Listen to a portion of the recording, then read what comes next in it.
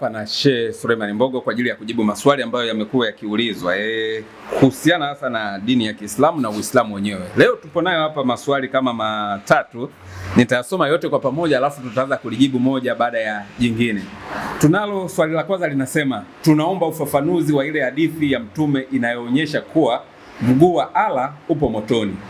Alafu kuna swali la pili linalosema, tunaomba ufafanuzi wa sura ya kwanza kushushiwa Mtume, maana msaafu wa Sheikh Abdara Farisi chapa ya 8 katika utangulizi wa surati Mdathiri, Sheikh anasema surati Mdathiri ndiyo ya mwanzo, lakini wanazuoni wamekubaliana waseme kuwa sura 96 ndio sura ya kwanza.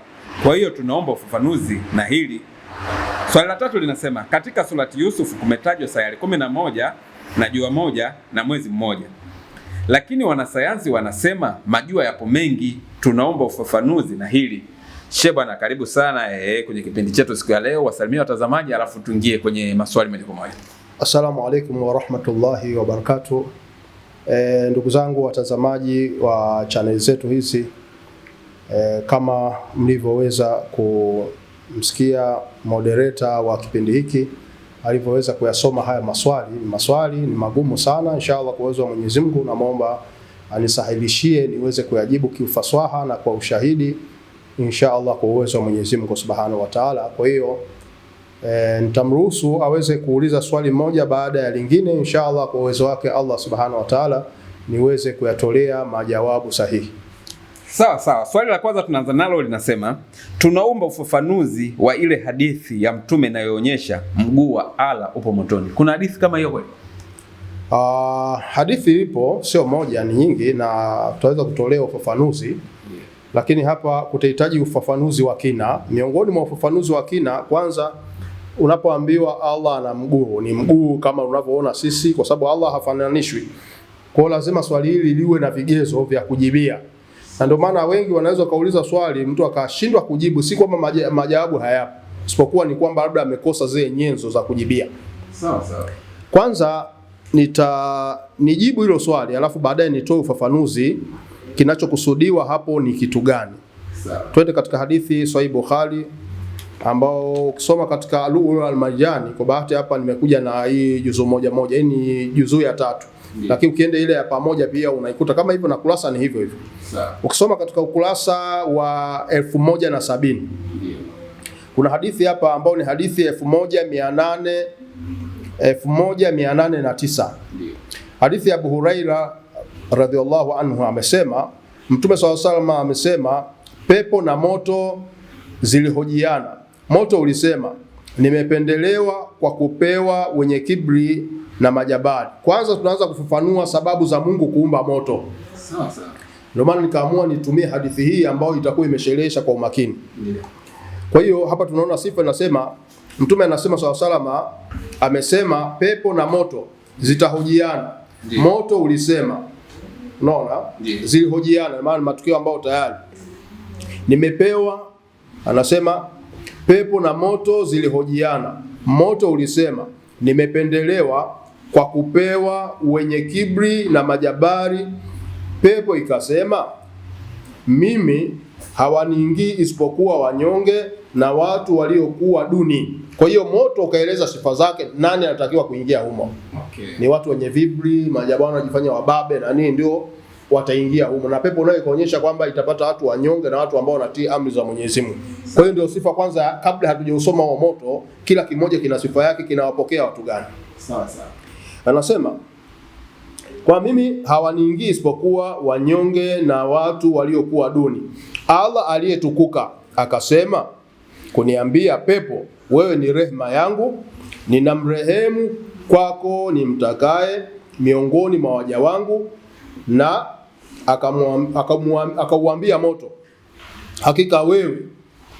hakika wewe ni adhabu, ni na muadhibu kwako nimtakaye miongoni mwa waja wangu.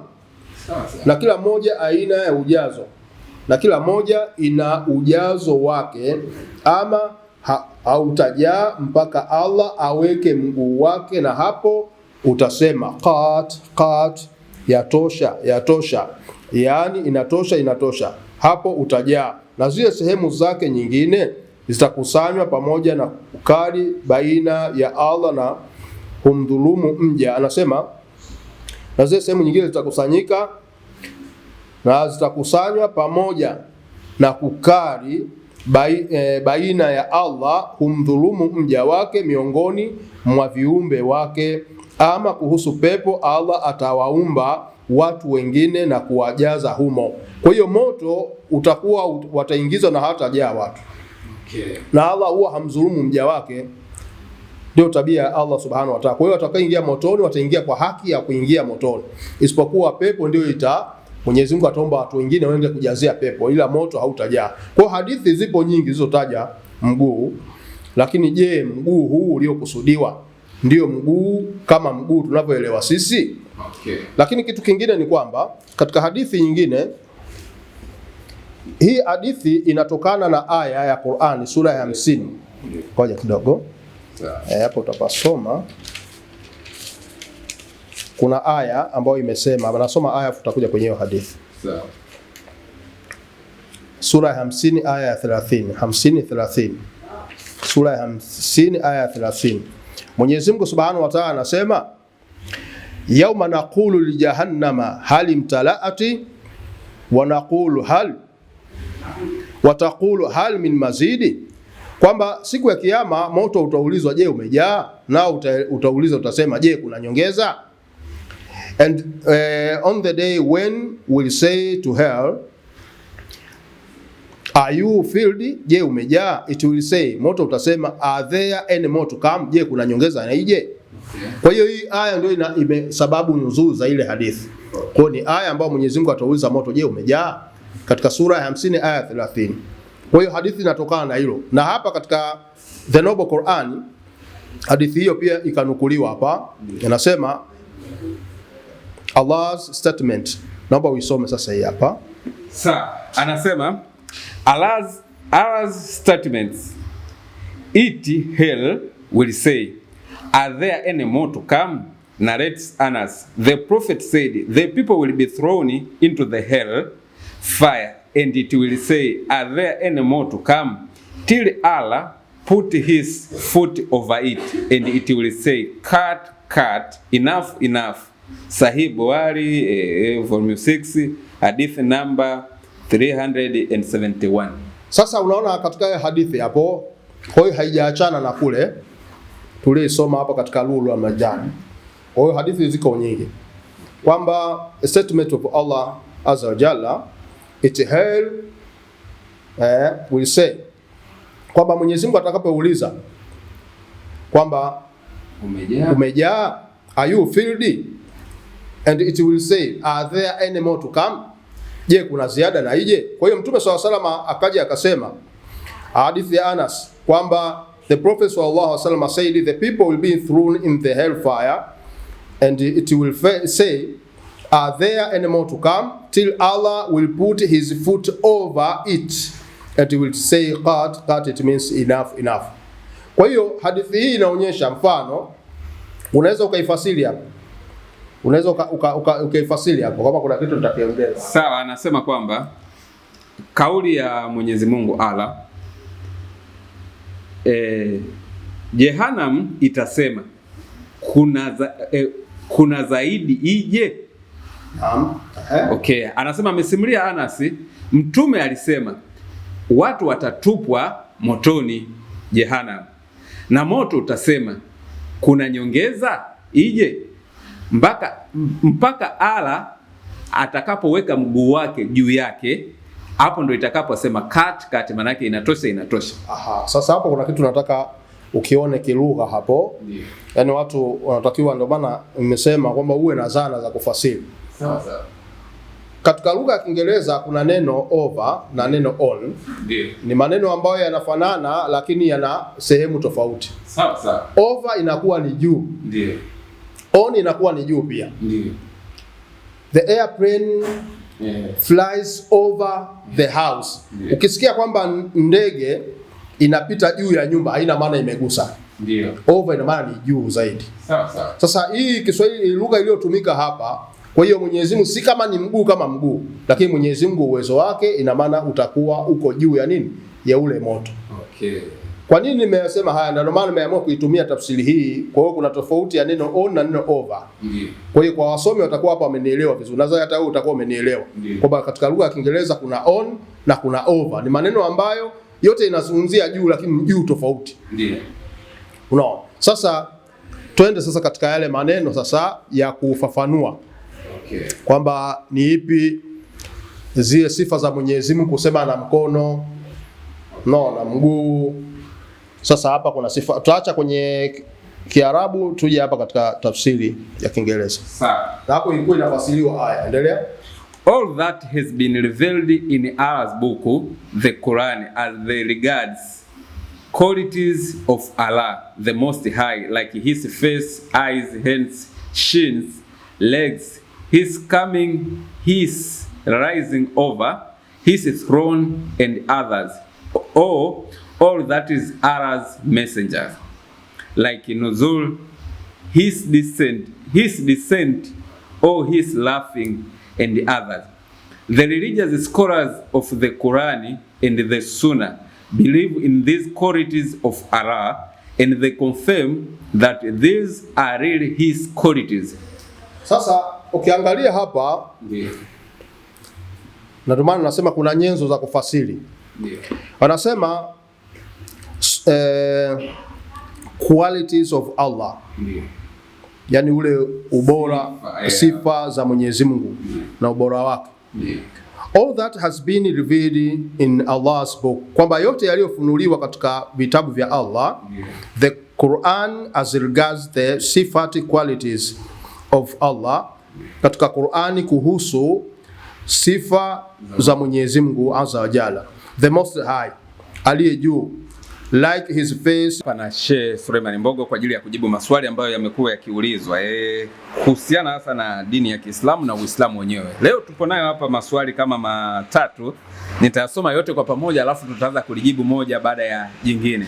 Tunalo swali la kwanza linasema, tunaomba ufafanuzi wa ile hadithi ya Mtume inayoonyesha kuwa mguu wa Allah upo motoni.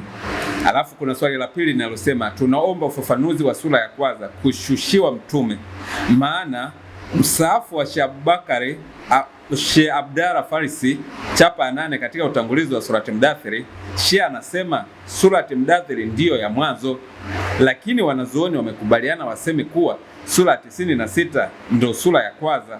Kwa hiyo tunaomba ufafanuzi na hili. Swali la tatu linasema, katika surati Yusuf kumetajwa sayari 11 na jua moja na mwezi mmoja, lakini wanasayansi wanasema majua yapo mengi. Tunaomba ufafanuzi na hili. Sheikh bwana, karibu sana kwenye kipindi chetu siku ya leo. Wasalimia watazamaji alafu tuingie kwenye maswali moja kwa moja. Assalamu alaikum wa rahmatullahi wa barakatuh. Ndugu zangu watazamaji wa channel zetu hizi, kama mlivyoweza kumsikia moderator wa kipindi hiki alivyoweza kuyasoma haya maswali ni magumu sana. Inshallah kwa uwezo wa Mwenyezi Mungu namuomba anisahilishie niweze kuyajibu kiufasaha na kwa ushahidi, inshallah kwa uwezo wa Mwenyezi Mungu Subhanahu wa Ta'ala. Kwa hiyo nitamruhusu aweze kuuliza swali moja baada ya lingine, inshallah kwa uwezo wake Allah Subhanahu wa Ta'ala niweze kuyatolea majawabu sahihi. Sawa sawa. Swali la kwanza tunaanza nalo linasema, tunaomba ufafanuzi wa ile hadithi ya Mtume inayoonyesha mguu wa Allah upo motoni. Kuna hadithi kama hiyo kweli? Hadithi ipo, sio moja, ni nyingi na tutaweza kutolea ufafanuzi. Lakini hapa kutahitaji ufafanuzi wa kina. Miongoni mwa ufafanuzi wa kina, kwanza unapoambiwa Allah ana mguu, ni mguu kama unavyoona sisi, kwa sababu Allah hafananishwi. Kwa lazima swali hili liwe na vigezo vya kujibia. Na ndio maana wengi wanaweza kauliza swali mtu akashindwa kujibu, si kwamba majawabu hayapo, isipokuwa ni kwamba labda amekosa zile nyenzo za kujibia. Sawa sawa. Kwanza nijibu hilo swali alafu baadaye nitoe ufafanuzi kinachokusudiwa hapo ni kitu gani. Sawa. Twende katika hadithi Sahih Bukhari ambao ukisoma katika Lu'lu'ul al-Marjani, kwa bahati hapa nimekuja na hii juzu moja. Hii ni juzu ya 3. Lakini ukienda ile ya pamoja pia unaikuta kama hivyo na kurasa ni hivyo hivyo. Sawa. Ukisoma katika ukurasa wa 1070 kuna hadithi hapa ambao ni hadithi 1809. Hadithi ya Abu Huraira radhiallahu anhu amesema, Mtume SAW amesema pepo na moto zilihojiana. Moto ulisema nimependelewa kwa kupewa wenye kibri na majabali. Kwanza tunaanza kufafanua sababu za Mungu kuumba moto. Sawa sawa. Ndio maana nikaamua nitumie hadithi hii ambayo itakuwa imesherehesha kwa umakini. Kwa hiyo hapa tunaona sifa inasema, Mtume anasema SAW amesema pepo na moto zitahojiana.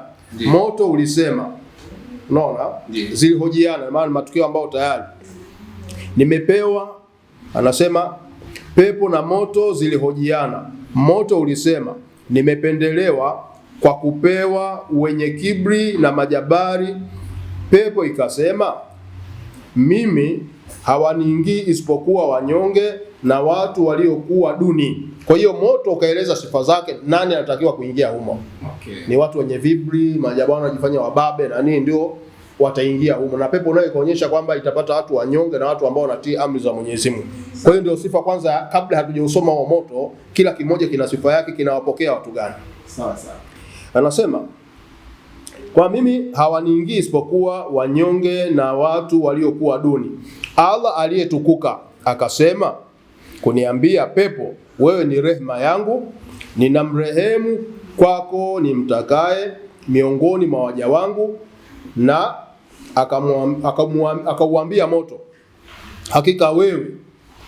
hakika wewe ni adhabu, ni na muadhibu kwako nimtakaye miongoni mwa waja wangu. Na kila moja aina ya ujazo, na kila moja ina ujazo wake, ama hautajaa mpaka Allah aweke mguu wake, na hapo utasema qat, yatosha, yaani inatosha, hapo utajaa. Na zile sehemu zake nyingine zitakusanywa pamoja na ukali baina ya Allah na humdhulumu mja. Anasema na zile sehemu nyingine zitakusanyika na zitakusanywa pamoja na kukari baina ya Allah humdhulumu mja wake miongoni mwa viumbe wake. Ama kuhusu pepo, Allah atawaumba watu wengine na kuwajaza humo. Kwa hiyo moto utakuwa wataingizwa na hawatajaa watu. Okay. Na Allah huwa hamdhulumu mja wake, ndio tabia ya Allah subhanahu wa ta'ala. Kwa hiyo watakaoingia motoni wataingia kwa haki ya kuingia motoni, isipokuwa pepo ndio Mwenyezi Mungu ataomba watu wengine waende kujazia pepo, ila moto hautajaa. Kwa hadithi zipo nyingi zilizotaja mguu, lakini je, mguu huu uliokusudiwa ndio mguu kama mguu tunavyoelewa sisi? Okay. Lakini kitu kingine ni kwamba katika hadithi nyingine, hii hadithi inatokana na aya ya Qur'ani sura ya 50. Ngoja kidogo. Hapo utapasoma. Kuna aya ambayo imesema, nasoma aya tutakuja kwenye hiyo hadithi. Sawa. Sura ya 50 aya ya 30. 50:30. Sura ya 50 aya ya 30. Mwenyezi Mungu Subhanahu wa Ta'ala anasema yauma naqulu li jahannama hal imtala'ati wa naqulu hal wa taqulu hal min mazidi, kwamba siku ya kiyama moto utaulizwa, je, umejaa? Nao utaulizwa, utasema, je, kuna nyongeza? And on the day when we'll say to hell, are you filled? Je, umejaa? It will say, moto utasema, are there any more to come? Je, kuna nyongeza na ije? Kwa hiyo hii aya ndio ime sababu nuzul za ile hadithi. Kwa ni aya ambayo Mwenyezi Mungu atauliza moto, je, umejaa? Katika sura ya 50 aya 30. Kwa hiyo hadithi inatokana na hilo. Na hapa katika The Noble Quran hadithi hiyo pia ikanukuliwa hapa. Inasema Allah's statement. Naomba uisome sasa hii hapa. Anasema Allah's statements. It hell will say, are there any more to come?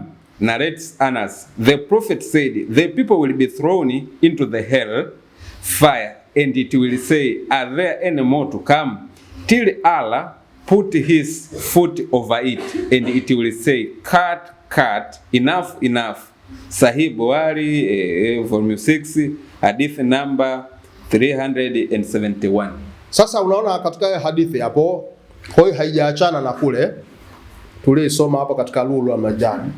Kwa hiyo hadithi ziko nyingi kwamba statement of Allah azza wa jalla, it hell will say, kwamba Mwenyezi Mungu atakapouliza kwamba umejaa, are you filled, and it will say, are there any more to come, je kuna ziada na ije? Kwa hiyo Mtume SAW akaja akasema, hadithi ya Anas kwamba the Prophet SAW said the people will be thrown in the hellfire and it will say, are there any more to come, till Allah will put his foot over it and it will say qat, it means enough, enough. Kwa hiyo hadithi hii inaonyesha mfano, unaweza ukaifasiri hapo, unaweza ukaifasiri hapo kama kuna kitu tutakiongeza. Sawa, anasema kwamba kauli ya Mwenyezi Mungu Allah, Jehannam itasema kuna zaidi ije. Okay, anasema amesimulia Anas, Mtume alisema watu watatupwa motoni Jehannam, na moto utasema kuna nyongeza ije, mpaka Allah atakapoweka mguu wake juu yake, hapo ndo itakaposema cut, maana yake inatosha. Aha, sasa hapo kuna kitu nataka ukione kilugha hapo. Yeah. Yaani watu wanatakiwa, ndio maana nimesema kwamba uwe na zana za kufasiri. Sawa. Katika lugha ya Kiingereza kuna neno over na neno on. Ndio. Ni maneno ambayo yanafanana lakini yana sehemu tofauti. Sawa. Over inakuwa ni juu. Ndio. On inakuwa ni juu pia. Ndio. The airplane flies over the house. Yeah. Ukisikia kwamba ndege inapita juu ya nyumba haina maana imegusa. Ndio. Over ina maana ni juu zaidi. Sawa. Sasa hii Kiswahili lugha iliyotumika hapa, kwa hiyo Mwenyezi Mungu si kama ni mguu kama mguu, lakini Mwenyezi Mungu uwezo wake ina maana utakuwa uko juu ya nini? Ya ule moto. Okay. Kwa nini nimesema haya? Ndio maana nimeamua kuitumia tafsiri hii. Kwa hiyo kuna tofauti ya neno on na neno over. Ndio. Kwa hiyo kwa wasomi watakuwa hapa wamenielewa vizuri. Nadhani hata wewe utakuwa umenielewa. Kwamba katika lugha ya Kiingereza kuna on na kuna over. Ni maneno ambayo yote inazungumzia juu lakini juu tofauti. Ndio. Unaona? Sasa twende sasa katika yale maneno sasa ya kufafanua. Okay. Kwamba ni ipi zile sifa za Mwenyezi Mungu, kusema na mkono, na mguu. Sasa hapa kuna sifa, tutaacha kwenye Kiarabu tuje hapa katika tafsiri ya Kiingereza. Sawa. Na hapo ilikuwa inafasiriwa aya. Endelea. All that has been revealed in Allah's book, the Quran, as they regards qualities of Allah, the Most High, like His face, eyes, hands, shins, legs, His coming, His rising over, His throne, and others. All that is Allah's messenger, like Nuzul, His descent, or His laughing, and others. The religious scholars of the Quran and the Sunnah believe in these qualities of Allah, and they confirm that these are really His qualities. Sasa ukiangalia hapa, na ndio maana nasema kuna nyenzo za kufasiri. Wanasema qualities of Allah. Yani ule ubora, sifa za Mwenyezi Mungu na ubora wake. All that has been revealed in Allah's book, kwamba yote yaliyofunuliwa katika vitabu vya Allah, the Quran as regards the sifati qualities of Allah, katika Qurani kuhusu sifa za Mwenyezi Mungu azza wa jalla, the most high, aliye juu, like his face, sana kwa barafu, na eneo hilo hata mtu akisogea anaganda kulingana na barafu. Kwa hiyo sayari moja ambao wameitoa, labda sasa nitoe sababu zake hapa. Katika tuingie katika vitabu vya science, wanasema ukurasa, hiki kitabu ameandika anaitwa Maurice Bucaille. Huyu alikuja kusilimu, ni Mfaransa huyu. Okay. Huyu alikuja kusilimu baada ya kupewa pesa akatengeneza kitabu cha kupingana na Qur'an ili adestroy Uislamu. Baada ya kufanya utafiti takriban miaka 10. Kwanza alisoma lugha ya Kiarabu ili ajue Qur'an faswaha kabisa. Baada ya kusoma, alivyorudi kwao pale akasema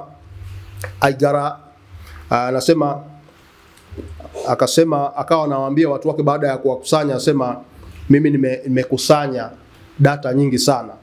Okay. Unaona? Kwa hiyo kabla hajasema chochote akamwambia, before I tell you what I collected from Islam, I will say it to you, ashhadu an la ilaha illa Allah, ashhadu anna Muhammadar rasul. Kawaambia watu, kabla sijawaambia kitu ambacho umekusanya kutoka kwa Uislamu, kuna jambo nitasema mbeleni, nitasema hivi, nasema ashhadu an la ilaha, akatia shahada, akaingia katika Uislamu. Aliposema I got so many that the way that you gave me to do, kwamba nimekusanya data nyingi kwa kazi mlionipa nifanye. Huyu bwana aliandika kitabu hiki, mwisho wake akaamua kuingia katika Uislamu. Sasa hiki kitabu alikiandika kabla hajawa Muislamu. Kwa hiyo akakusanya data na akaja kuandika vitabu vingi sana kuja kueleza mfumo wake. Kitabu hiki kurasa wa 142 anasema hivi, naomba nivae miwani kidogo. Sasa hapa tunaona sababu tunatofautishiwa sayari ya Pluto kwa nini imetolewa katika orodha sayari 9. Ndio. Qur'an imetaja sayari 12. Inasema hivi: the solar system, the earth and the planet rotating around the sun constitute an organized world dimension which to our human scale appear quite close. Anasema namna ya dunia na sayari, namna zinavyozunguka katika jua, ambao zinaonyesha mwanga wake, dimension ambao inakuja kwa wanadamu, mfano vipimo ambao vimewekwa hapa. Anasema the earth is after all roughly 93 million miles from the sun, kwamba umbali wa jua na dunia ilipo ni maili 93 milioni. Yeah. Yani imedhaniwa hivyo, imekadiriwa hivyo, maili 93 milioni. This is a very great distance for a human being, but it is very small in comparison to the distance separating the sun from the furthermore planet from it is the solar system Pluto. Kwamba tofauti ya hapa, vipimo ambavyo vinaonyesha ni tofauti kubwa sana kwa wanadamu, ni kwamba katika sayari ya Pluto anasema in round number is 40 times the distance from the earth to the sun, yani zaidi ya mara 40. Kwa hiyo ina tofauti kubwa sana, ndio maana hii sayari inaonekana kwa umbali mrefu, lakini hii sayari inaonekana ndogo, lakini iko mbali sana, kwa sababu hata mwanga namna unavyoingia, nasema earth to the sun approximately 3642 million miles away. Kwa hiyo kuna zaidi ya maili 3672 zaidi. This distance when doubled represents the largest dimension of the solar system. The sun light takes nearly 6 hours to reach Pluto. Wakati hapa dunia yetu mwanga wa jua unatembea kwa maili 176,086. Sasa ili mwanga utue katika ardhi yetu hapa utatuchukua dakika 8 sekunde 10. Sasa hapo unachukua masaa 6. Okay. 6 hours to reach Pluto. Kwa hiyo takriban kwamba yani mwanga unachukua muda mrefu sana, ni kwa sababu ya umbali. And yet the journey is made to the terrifying speed over 100,086 miles per second. Kwa hiyo mwanga unapotembea kwa maili 186,000 kwa sekunde, kwa hiyo mwanga unaingia katika sayari ya Pluto masaa 6. Wakati hapa ni sekunde 8 dakika 10 na sekunde 8 dakika 8 na sekunde 10. Kwa hiyo ina maana ile sayari iko mbali, ndio maana wakaitoa katika mfumo wa zile sayari 9. Okay. Kwa hiyo wakati Qur'ani inaeleza kwamba sayari zipo 12 ambao katika kisa cha Yusufu kule katika surati Yusufu imeelezwa, ambayo zimeingizwa katika zile sayari, kaingizwa jua na mwezi vilivyoingizwa. Kwa hiyo sayari 10 zimetajwa. Sasa hoja inakuja hivi, ni kweli kuna majua zaidi ya moja? Wanasayansi wanasema majua yapo zaidi ya moja. Lakini Qur'ani inakataa. Inasema kuna jua moja. Qur'ani inasema kuna jua moja na ndio uhalisia. Na ndio jua linaloonekana likizama, hakuna jua lingine tunaliona. Na ndio muulizaji wetu anataka ufafanuzi. Sasa ufafanuzi uko hivi. Twende sasa katika maneno ya Mtume SAW. Sasa hapa itabidi nije katika Sahih Bukhari. Hapa ninasoma hii juzuu ya 4. Sasa ukurasa wa 260 Zipo hadithi nyingi kidogo.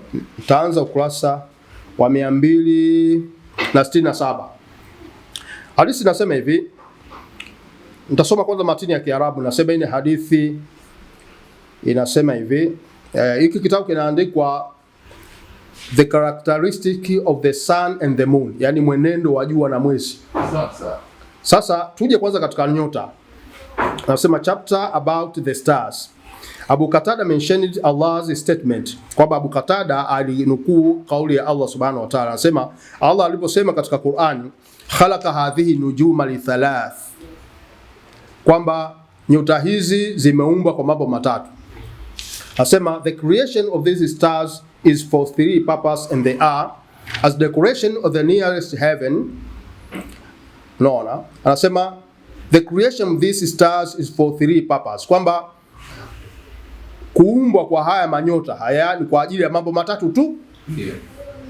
And they are, anazo ni hizi, as decoration of the nearest heaven, ni kamba kwanza kuipamba mbingu ya karibu, hii mbingu ya karibu tuliyokuwa nayo hapa, as missile to hit the devils, na kwamba kuna nyota nyingine kwa ajili ya kuwapigia mashaitani, ndio vile vimondo ambao unaviona.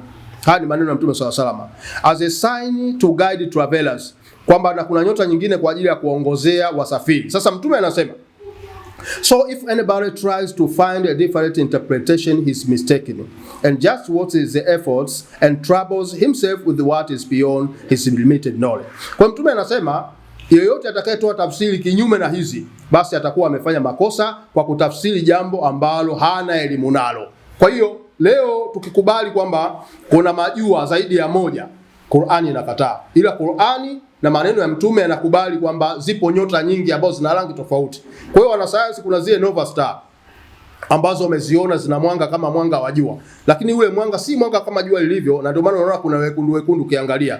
Kwa hiyo sio jua. Kwa hiyo zile ni nyota kama zilivyokuwa nyota nyingine. Kwa hiyo Mtume anasema khalaqa hadhihi nujuma li thalath ja'alaha zinata lisamai wa rujuman lishayatin wa alamati yutada biha faman ta'awwala fiha bighairi dhalika akhta'a wa adha'a nasibahu wa takallafa ma la ilma lahu bihi.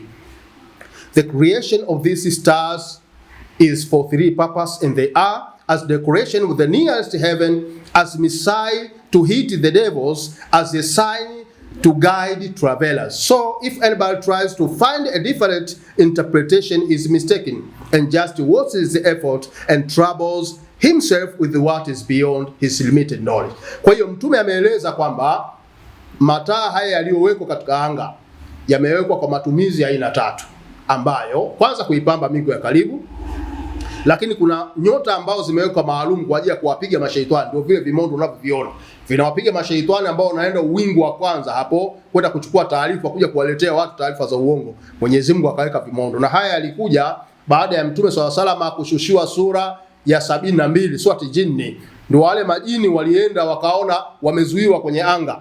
Kwa hiyo kabla ya hapo vitu hivi vilikuwa havionekani. Kwa hiyo Qur'ani ikaja ikatoa ufafanuzi na Mtume akaeleza. Kwa hiyo jua ni moja, na ndio maana tunasema ashamsu.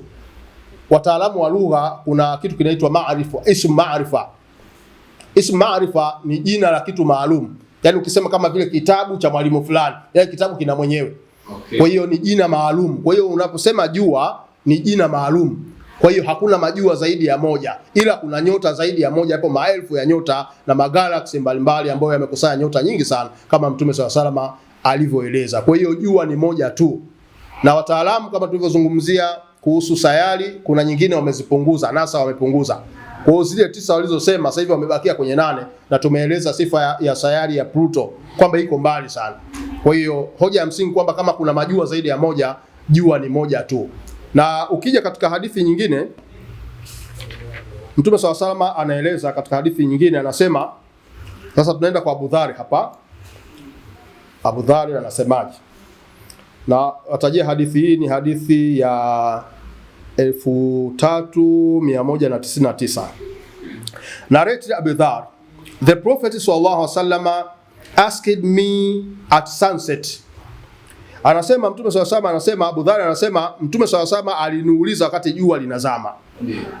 Akamwambia hivi, do you know where the sun goes at the time of sunset? Unafahamu jua linapoenda kuzama? Yaani tunazungumzia yale magharibi.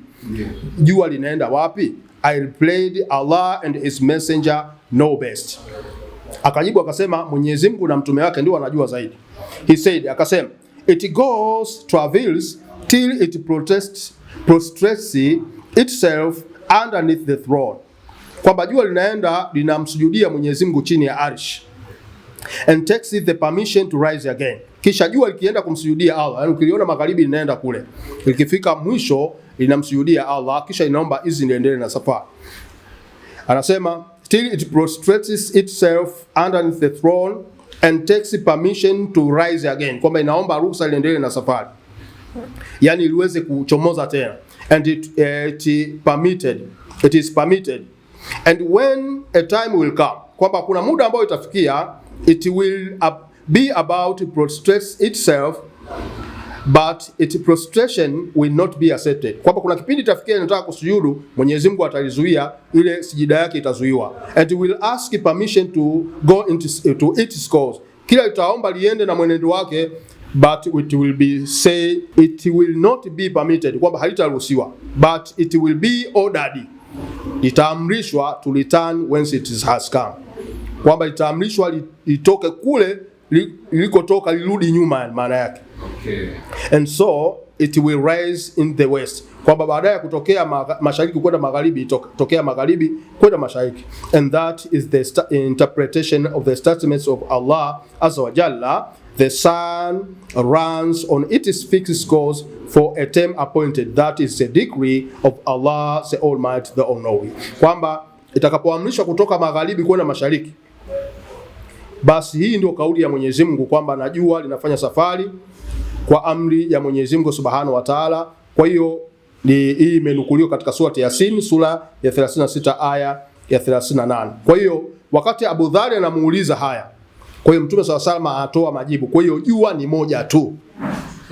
Na ndio maana katika science wanasema jua limezunguka takribani miaka bilioni 4.5, lakini itakuja kutimiza miaka bilioni 5.5 kwa mzunguko ambao utatimiza miaka bilioni 10, kisha jua litazimika. Kwa hiyo jua ndio lililokusudiwa, likizimika hakuna mwanga tena, ambao hapa nitoe ushahidi wa hilo. Kwenye science nitoe ushahidi wa hili kilichokizungumza. Wanasema the sun, it is a star. Kitabu hiki hapa cha The Bible, the Quran and Science cha Dr. Mausi Bukai, huyu ni mwanasayansi mkubwa. Ukurasa nasoma hapa ukurasa 165. Okay. Wanasema the sun is a star that is roughly 4.5 billion years old. Kwamba jua lina takriban miaka bilioni 4.5. According to expert in astrophysics, kutokana na utafiti wa wataalamu wanasayansi wa physics. It is possible to distinguish in its stage as one can for all the stars. Kwamba ni ngumu sana kuelezea stage zake kama ilivyokuwa nyota nyingine. Kwa hiyo tulivyozungumza kwamba wanasayansi wamesema kuna majua mengine, haya majua mengine yamehesabika kama nyota, kwa sababu hata jua pia inahesabika kama nyota. Na ndio maana hapa akasema hii ni jambo ambalo gumu sana kuelezea tafiti zake kama zilivyokuwa nyota nyingine. At present, the sun is at early stage, characterized by transformation of hydrogen atom into helium atom. Kwamba jua lipo katika stage za mwanzo ambao zikitumia hewa ya helium, ambao wakichoma ile hewa inatoka hewa ambayo inaitwa hydrogen, inatoka helium atoms. Theoretical, this present stage should last another 5.5 billion. Kwamba kwa mzunguko huu utakuja kukamilisha mzunguko wa miaka takriban bilioni 5.5 years, according to calculation that allow a total of 10 billion years in the duration of the primary stage in the star of this kind. Kwamba jua nayo itakamilisha umri wa miaka bilioni 10 kisha itazimika ili kutimiza hesabu yake kama ilivyokuwa mfano wa nyota hii ya jua. Kwa hiyo jua ni moja, majua sio mengi kama wanavyokusudia wanasayansi, isipokuwa zilizokuwa nyingine ni nyota tu. Na ndio maana leo tunapata usiku na mchana, kwa sababu kuna jua na mwezi. Na ndio maana pia nakanusha maneno ya Daniel kwamba ukisoma Biblia hapo mwanzo Mungu anasema in the beginning God created the heaven and the earth was without form and void. kwamba hapo mwanzo Mungu aliumba mbingu na nchi ilikuwa ukiwa tena utupu, na roho ya Mungu ikatulia juu ya uso wa maji.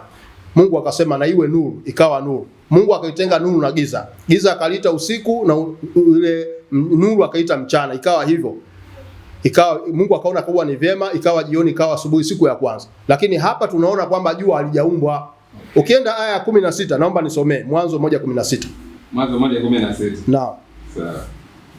Hapa natumia nafasi hii pia kukanusha maneno ya Daniel hapa alivyozungumza uongo. Mstari wa 16 anasema, Mungu akaumba mianga miwili mikubwa, ule mkubwa utawale mchana na ule mdogo utawale usiku. Akafanya na nyota pia. Mungu akaiweka katika anga la mbingu ili itie nuru juu ya nchi. Kwanza hata lugha iliyotumika ndio maana sayansi wanakataa. Mungu akaumba mianga miwili mikubwa. Kauli ya kwanza mianga miwili mikubwa. Maana yake jua na mwezi vinalingana, sio kweli? Kwa sababu jua ndio linatoa mwanga, ili mwanga ule wa mwezi unaaksi kutoka kwenye jua. Ndio sayansi inakubali hivyo. Hata Danieli amesoma shuleni hivyo. Sawa sawa. Kwa hiyo ukitofautisha Qur'ani sura ya 10 aya 5. Naomba tutofautisha hapo. Ili tunapozungumzia science tunasema the ability to produce solution in some problem domain. Kwamba ukisikia science ni kitu ambacho ni uwezo wa kuzalisha hali fulani ya ufumbuzi wa tatizo. Sasa tunafumbua tatizo 15. Sawa. Anasema mstari wa 5, yeye Mwenyezi Mungu ndiye aliyelifanya jua kuwa mwanga na mwezi kuwa nuru, na akaupimia vituo huo mwezi ili mjue idadi ya miaka na hisabu nyinginezo. Mwenyezi Mungu hakuviumba hivyo ila kwa haki, anapambanua aya zake kwa watu wanaotaka kujua. Si kama zinafanana hizo? Zinafanana ila kuna tofauti ya kauli. Okay. Hebu rudia kwamba Mwenyezi Mungu ameumba jua kuwa nini? Ndiye aliyeumba jua kuwa mwanga kwanza na mwezi kuwa nuru. Unaona vitu viwili tofauti. Kwa hiyo kuna tofauti ya mwanga na nuru. Mwezi unatoa nuru, sio mwanga. Sawa. Na ndio maana hata hizo sola mnazozifunga usiku hazifanye kazi. Inafanya kazi wakati jua linafanyaje? Inawaka. Kwa hiyo turudi kule kwenye aya 16 ya Mwanzo. Hapo ndio nimekutofautishia Qur'ani ilivyoeleza, imeeleza vitu ambavyo vinakubaliana kitaalamu. Sawa. Naam. Mungu akaumba mianga miwili mikubwa. Ule mkubwa utawale mchana na ule mdogo utawale usiku. Akafanya na nyota pia. Mungu akaiweka katika anga la mbingu ili itie nuru juu ya nchi, na kuutawala mchana na usiku, na kutenga nuru na giza. Mungu akaona ya kuwa ni vyema. Ikawa jioni, ikawa asubuhi, siku ya 4. Siku ya 4 ndio jua linaumbwa. Hii ya kwanza, ya pili na ya tatu imepatikana vipi? Ndio Danieli tunamuuliza maswali haya. Eti tunamuuliza, anasema eti kipindi hicho wakati jua hakuna, Yesu ndo alikuwa anamulika. Hivi ana akili sawa sawa kweli? Yesu kazaliwa lini mpaka amulike watu eti jua hakuna, Yesu ndo anamulika? Si wa Kristo tunaamini kwamba Yesu ni nuru. Kwa hiyo ukiamini tu kwamba Yesu ni nuru, kitu chochote kikiwa ni nuru ndio kilikuwa kinamulika. Tukitoa vitu vingine navyo vilikuwa vina nuru, itakuwaje? Haya ni maneno ya uongo. Hizo ndio dogma ambazo walikuwa wanafundishwa kanisani. Mimi naamini haya aliyeyazungumza yeye kwamba Yesu ndo alikuwa anamulika kwenye vitabu hakuna. Hizo ni dogmatism ambazo wanafundishwa kanisani.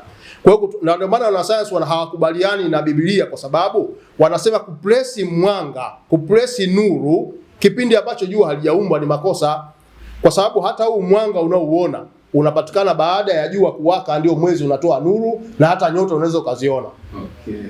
Kwa hiyo hoja ya msingi ni kwamba Danieli kuzungumza kwamba Yesu alikuwa anamulika wakati Yesu anajulikana amezaliwa lini, huo ni uongo wa kawaida, eti kwa sababu tu Yesu ameitwa nuru. Hiyo sio kweli, kwa sababu vilivyoitwa nuru tukisoma kwa Biblia viko vingi tu. Unaona? Au tuseme Mungu, kwa sababu Mungu pia ni nuru. Kwa hiyo Mungu ndo alikuwa anamulika? Hapana. Mwenendo wa jua na mwezi umeanza baada ya jua kuumbwa, na hata mimea haiwezi kuota kama hakuna mvutano wa mionzi ya jua. Sasa leo ukichukua mbegu ya mhogo ile ukigeuza chini juu, yaani ukigeuza kule juu kukawa chini, ukiipanda ile mionzi ya jua ndio itaivuta, mizizi itaenda chini, majani yatarudi juu. Hata kama utakuwa umegeuka chini, majani yatarudi juu. Kwa sababu gani? Kuna mionzi ya mvutano. Haya ni masuala ambayo yapo yamefundishwa shuleni. Sasa kupindisha kunaonekana ni katika kuitetea Biblia hali ya kuwa majibu hayapo. Kwa hiyo hapa tunathibitisha kwamba Danieli, Biblia haikubaliani na sayansi. Na kuna maandiko mengi yanakataana. Kwa sababu pia Biblia inaonyesha mtoto wa kiume anapata mimba. Ukisoma katika Ayubu 3:3 Ayubu. Na ipotelee mbali ile siku uliozaliwa mimi na ile siku uliosema mtoto mume ametungishwa mimba. Sasa sayansi hii ya wapi? Danieli aje atujibie hapa. Kwa hiyo kuna vitu vingi kakitaka kuchokoza huko, ataishindwa Biblia, ataikimbia. Kwa hiyo hoja ya msingi ni kwamba Qur'ani ndio kitabu ambacho kinafaa kwa mafundisho, na kwa sababu kinawaalika watu waje watafute makosa. Kwa hiyo Biblia yenyewe ina makosa zaidi ya 50,000. Tumeanza na hayo. Kwa hiyo katika maswali yaliyoulizwa nimeingiza na nafasi ya kumjibu Daniel hapo hapo, kwa sababu pia alichomekea majibu ambayo hayapo kwenye vitabu. Kwa hiyo mimi kama kuna swali lingine naomba niulize, au kama unahitimisha tujue. Hapana, tumalize tu kwa leo, tutafanya vipindi vingine muda mwingine inshallah. Baada ya kusema haya, na waomba wale ambao watakuwa wamesikiliza, Daniel anahitaji mdahalo na mimi, lakini katika changamoto ambazo nimempa katika maswali yangu yale aliyosema amejibu ili anibatize, hajajibu hata moja, na mimi ndio kajiongezea mzigo. Yaani sasa kama moto unakuunguza afu unachukua petroli unajimwagia tena ili moto uendelee. Kwa hiyo kama ulivyoona kwenye maswali yangu kwenye mada zile ameshindwa, lakini pia katika maswali haya aliyoulizwa pia nimetumia fursa ya kujibu ile hoja yake. Kwa hiyo baada ya kusema haya, assalamu alaikum wa rahmatullahi wa barakatuh. Kama tumeleta yetu kwa mara kwanza, tafadhali subscribe kwa kwanza kupata kila video tunakuwekea. Asante.